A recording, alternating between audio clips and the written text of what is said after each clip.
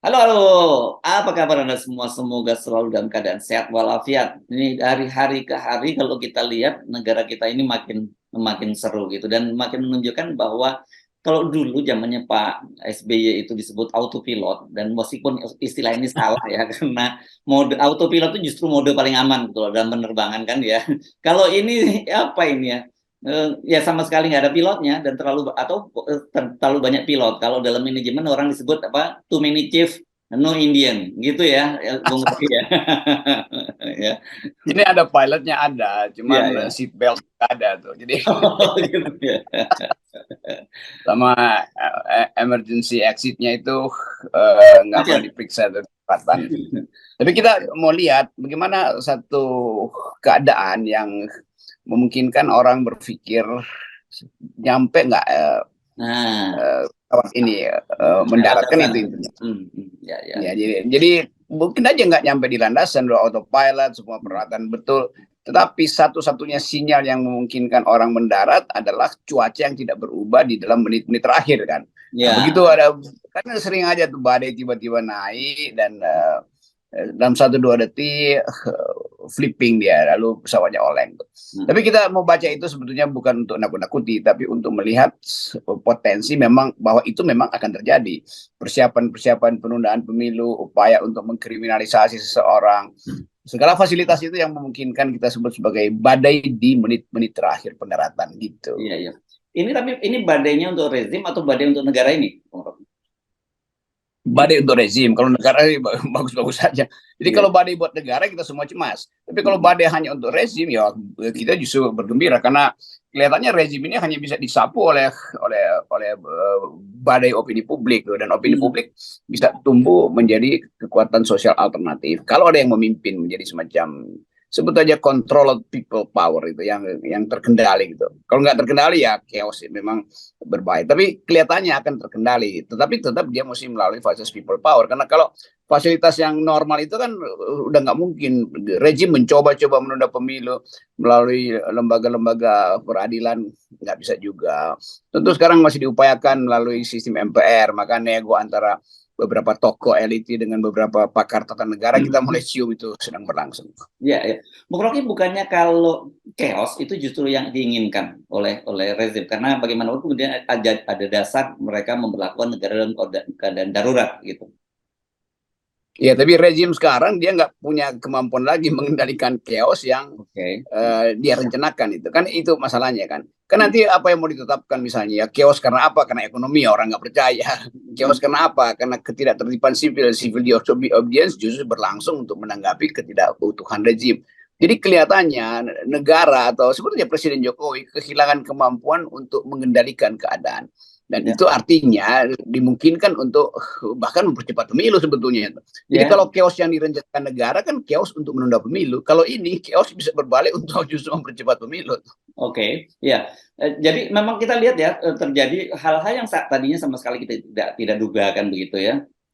Seperti kasusnya 349 triliun diungkap oleh Pak Mahfud MD. Di sana coba diredam gitu dengan membuat satgas-satgas. Tiba-tiba sekarang muncul kekacauan di KPK begitu yang saya kira ini kalau lihat situasinya agak susah untuk yang di KPK ini terkendali gitu ya, Bung Rocky. Nanti kita bahas juga soal ini. Tapi ini kita apa ya snapshot untuk menggambarkan Ya. situasi di Indonesia sekarang ini. Jadi bagian ini yang kita sering katakan awal dari pembusukan politik adalah yang disebut pembangkangan dari dalam tuh. Di dalam KPK ada pembangkangan. Terbukti itu yang membangkang pada Firly. Di dalam kabinet juga ada pembangkangan. Bagaimanapun Mahfud itu membangkang sebetulnya itu. Ya, Tapi ya. oke, itu masih soft pembangkangan lemah lembut lah, masih ada taktik. Di dalam koalisi-koalisi juga ada pembangkangan tuh. Ya, ya, ya. Koalisi Ya, perubahan betul, betul. persatuan, koalisi besar juga ada pembangkangan. Jadi kelihatannya kerusakan institusi itu atau kerapuhan institusi itu yang akan mematahkan jadi demokrasi bisa patah justru dari dalam kan itu intinya tuh. Dan yang dari luar juga udah mulai terlihat tekanan dari Amerika Serikat melalui 4 senator itu serius itu.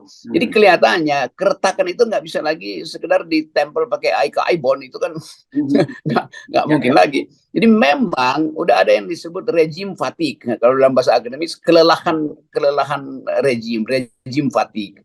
Nah itu harus di overhaul, harus dilakukan radical break. Dan ini yang sedang menuju pada titik kulminasi itu. Kalau misalnya setelah Lebaran itu, lalu mulai timbul lagi aksi mahasiswa dan buruh bersiap-siap untuk turun ke jalan tuh. Sementara informan atau agen-agen asing melihat Indonesia ada potensi untuk mengalami krisis ekonomi itu. Dan kita mulai membaca bagaimana sebetulnya nih menteri-menteri berupaya untuk pergi ke semua pameran yang ada di internasional, sekedar untuk menggambarkan bahwa ada investasi yang masuk. Kita tahu itu semua bohong semua kan. Saya mengerti bagaimana departemen teknis kirim duta-duta besarnya supaya memanipulasi pencitraan dengan mengundang Presiden Jokowi tanda tangan kiri kanan, padahal sebetulnya isinya kosong. Jadi kelihatannya begitu tuh. Semakin dilakukan pameran showcase itu, di display, semakin orang tahu bahwa barang itu barang bekas tuh. Ya. Ini menarik yang Anda sampaikan itu ya, bahwa soal penundaan pemilu itu tetap saja menjadi agenda. Ini kan terlihat bagaimana sekarang sudah mulai muncul. Saya membaca pernyataan dari salah satu petinggi P3 yang meragukan bahwa koalisi besarnya akan terbentuk. Kemudian Pak Jokowi ternyata tiba-tiba pekan yang lalu itu mulai lagi jalan bersama dengan Ganjar, satu mobil bagi BLT dan sebagainya, dan dianggap ini bagian dari endorse. Ini kan saya kira sinyal-sinyal ini membingungkan juga buat para teman-teman di partai-partai pendukung pemerintah gitu. Sebenarnya maunya Pak Jokowi apa gitu. Walaupun sebenarnya saya yakin sebagian besar orang seperti Pak Prabowo juga saling tahu lah, tapi saling mengintai saja, saling memanfaatkan situasinya begitu ya. Ya tetap kan di istana tetap ada agen-agen semua partai. Tentu kuping Pak SBY juga ada di istana, kuping Pak Prabowo apalagi itu. Cumanya ada di situ tuh. Ibu Mega juga berupaya untuk membaca kondisi terakhir. Jadi kalau kita lihat keadaan terakhir, Pak Jokowi mondar mandir dengan Ganjar lagi. Itu kasihan juga Ganjar tuh. Jadi soal PHK berkali-kali ya. PHP. Ya, saya salah saya terusin aja, saya terusin saja. Setelah di PHP Ganjar kan gitu. Jadi kondisi ini yang menyebabkan kestabilan politik di mata diplomat asing itu potensial untuk diganggu. Jadi justru Pak Jokowi kasih sinyal terus pada informan asing, pada intelijen asing bahwa dia itu tidak dalam posisi punya grip bahkan pada kekuasaan itu, pada sistem politik.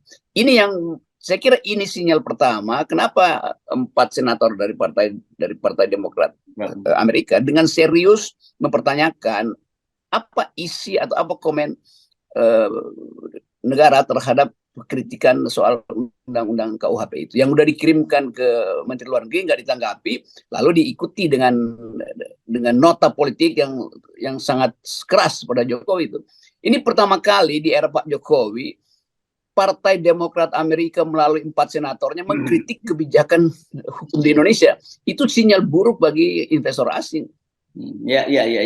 Dan ini kan kalau orang tanya-tanya soal penundaan pemilu dan sebagainya, ini sekarang juga mulai muncul tuh pernyataan dari ini salah satu petinggi di Demokrat ya. Petinggi di Nasdem, Sugeng Suparwoto, yang dia menyatakan bahwa soal gugatan Prima di pengadilan itu dan kemudian dikabulkan oleh Pengadilan Negeri Jakarta Pusat tapi sudah dibatalkan oleh Pengadilan Tinggi, itu menunjukkan sinyal bahwa ini adalah salah satu grand design untuk penundaan pemilu gitu ya. Dan ini menarik ketika sekarang ini diungkapkan oleh seorang petinggi Nasdem. Tidak mungkin dia berani bicara begitu tanpa blessing dari Pak Surya Paloh kan begitu.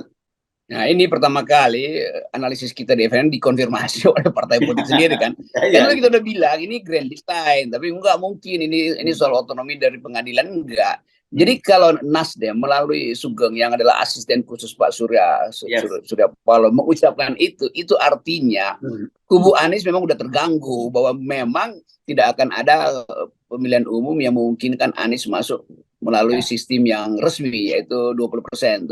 Jadi saya bisa bayangkan ada rapat mungkin 2 jam yang lalu dan Sugeng akhirnya disuruh oleh Pak Surya Paloh, lalu ngomong deh bahwa memang kita tahu ini grand design untuk membatalkan pemilu. Tetapi ini bukan soal Anies saja kan. Jadi Pak Ya, Surya Paloh tentu lebih baik untuk mengatakan ini juga akan membatalkan pencalonan Prabowo, macam-macam kan. ya, ya, ya. Jadi itu sebetulnya tuh. Jadi baik Ganjar, Anies maupun Prabowo itu tetap ada di dalam kontrol presiden secara teknis, tapi tidak secara etis. Kan kalau presiden kontrol 3 orang ini, lalu dia mesti cari siapa yang akan dia endorse berikutnya. Hmm. Kalau sistem pemilu itu kemudian didalilkan untuk dibatalkan atau ditunda, tentu Prabowo merasa kesempatan dia hilang, Anies hilang, Ganjar juga hilang tuh. Artinya di belakang itu Jokowi punya bidak putih baru atau ada kuda hitam baru tuh. Nah itu kita nggak tahu. Yang kita tahu bahwa itu kecemasan presiden aja yang belum bisa dapat jaminan bahwa bahkan Ganjar atau Prabowo bisa menjamin posisi dia setelah 2024 mau lengser ke Prabon kayak atau mau jadi semacam pertapa kan kepastian itu sebetulnya yang kita tunggu dari Ya, Pak Jokowi. Nah, sama Pak Jokowi merasa penting sama dia akan cemas. Kecemasan itu dibaca dengan banyak lawan-lawan politiknya itu. ya, ya. Jadi jadi saya kira ini ya, meskipun Pak Prabowo berkali-kali memuji-muji Pak Jokowi, terus kemudian juga bertemu dengan putra dan menantunya, rupanya ini belum membuat Pak Jokowi merasa aman banget gitu, dan dia akhirnya berpaling lagi kepada Ganjar, dan dia sendiri tapi saya kira juga mengalami frustasi ketika melihat Ganjar tentu saja ya tidak sekuat Pak Prabowo grade-nya nanti kalau dia jadi presiden gitu. Apakah dia bisa menjamin keselamatan Pak Jokowi? Urusan nanti kalau Ganjar jadi presiden kan udah berbeda lagi kan. Baik Ganjar maupun Anies itu dua-duanya punya handicap karena bukan pemilik partai. Jadi kalau Ganjar misalnya jadi presiden, dia bukan pemilik partai, maka partai-partai yang punya kursi di DPR, MPR akan mempersoalkan seluruh potensi kejahatan Jokowi dan dinastinya atau dan rejimnya itu, yang orang tahu data-datanya ada di mana-mana itu. Jadi Pak Jokowi sebagai pemain politik mengerti bahwa Ganjar bahkan tidak mungkin kecuali Ganjar diasuh oleh PDIP. Kan Ya. intinya cuma itu. Kalau Hmm. Ganjar diusulkan oleh PDIP aman karena Ya. PDIP punya lobby di DPR. Tapi kalau Ganjar sebagai single fighter itu lemah sekali itu. Hmm. Demikian juga Anies, dia bukan pemilik partai dengan mudah. Oh jadi presiden bisa, tapi dalam 2 hari bisa disingkirkan juga oleh koalisi di parlemen. Nah Prabowo lain, Prabowo merasa bahwa dia punya Gerindra, dia bisa atur sendiri parlemen, kira-kira begitu. Hmm. Anies jadi presiden, Anies nggak bisa atur parlemen. Ganjar jadi presiden, Ganjar tidak bisa atur parlemen. Kan itu soalnya. Hmm. Ya, Jadi ya, desain politik kita memang buruk karena berebut 20%. Kan ya, ya. itu Dan soal. harusnya kan itu tidak perlu terjadi dalam sistem yang presidensial seperti di Indonesia sekarang ini ya. Itu conditional ini yang dulu kita persoalkan. Terus kenapa Jokowi mesti kasih endorsement? Pada sistem presidensial rakyat memilih langsung. Lain kalau Jokowi di sistem parlementer, lalu Jokowi sebagai presiden merangkap sebagai ketua partai mayoritas, maka tentu dia inginkan partai dia yang mengusulkan, dan itu bisa terjadi di luar. Kan itu sistem parlementer kan nggak perlu ada pemilihan presiden, cukup koalisi terbatas, udah tahu hitungan suaranya, udah langsung aja dilantik sebagai perdana menteri. Tapi ini kan lain, jadi Pak Jokowi gagal untuk bukan sekedar mengingat, memahami bahwa ini sistem presidensil. Pertanggungjawaban langsung itu pada rakyat, dan rakyat itu diorganisir berdasarkan 20% itu yang kemudian jadi agenda oligarki untuk mainkan kartu dia lewat 20%. Jadi sekali lagi udah kacau lah, kita mau berdaya dari mana? Kalau benang kusut itu nggak bisa diusut lagi, disiram aja pakai air sekalian supaya membusukkan. Jadi satu dari demokrasi akan berantakan ke depan. Ini yang terjadi. Yang orang anggap saudara Rocky itu sekedar atau dengan event cuma di barat. Enggak, kita riset tentang logika dari atau konsekuensi akademik dari ditolaknya sistem 0%. Begitu jadinya kan. Ya. Jadi apa yang kita lihat sekarang tuh? Ya kasak kusuk untuk mengatasi 20%. Padahal dengan mudah kita katakan batalkan 20%, pergi pada 0%, nggak ada problem sekarang. Jokowi juga merasa ya kalau 0% ngapain saya mesti atur-atur kabinet, atur-atur presiden berikutnya. Ya, ya, ya, ya. Jadi tetap saja, jadi agenda penundaan pemilu itu justru opsi yang paling utama ya, bahwa skenario pertama dari Jokowi. Yang lain-lain itu soal pelaksanaan pemilu itu adalah opsi kedua ketika dia tidak lagi bisa mewujudkan penundaan pemilu. Itu aja kan sebenarnya kok kesimpulannya Bung Rocky ya. Mulanya begitu, Pak Jokowi cemas. Ini kayak Pak Jokowi seperti lagi nunggang macan itu. Kalau dia berhenti, dia diterkam macan tuh. Kalau dia jalan terus, dia nggak bisa nafas juga, nggak bisa makan karena macan nunggu berhenti. Jadi itu dilema Jokowi. dilema Joko Tingkir, bukan Joko Widodo. Karena Oke. Joko Tingkir artinya Joko yang bisa tersingkir. Oh, oke, oke.